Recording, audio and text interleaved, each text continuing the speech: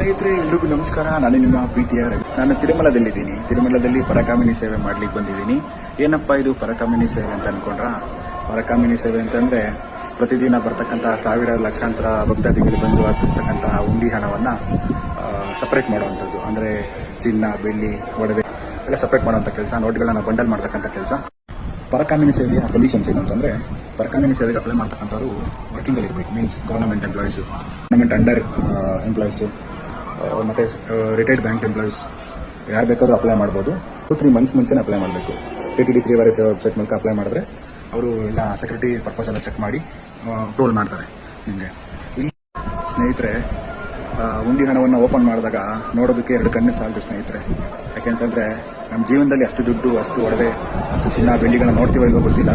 ಇಲ್ಲಿ ವಜ್ರ, ವೈಡೂರ್ಯ ಪ್ರತಿಯೊಂದು ನಮ್ಮ ಕಣ್ಮುಂದೆ ಬೆಟ್ಟದ ರಾಶಿ ತರ ಹಾಕ್ತಾರೆ. ಅಂದ್ರೆ ಇಲ್ಲಿನ ಶಕ್ತಿನ ನೀವು ಅರ್ಥ ಮಾಡ್ಕೊಳ್ಳಿ.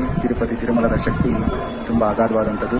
ಏನಪ್ಪ ಇದರಿಂದ ಲಾಭ ಅಂತಂದ್ರೆ, ಕೊನೆಗೆ ಒಂದು ದಿನ ಸ್ವಾಮಿ ದರ್ಶನ ಕೊಡ್ತಾರೆ.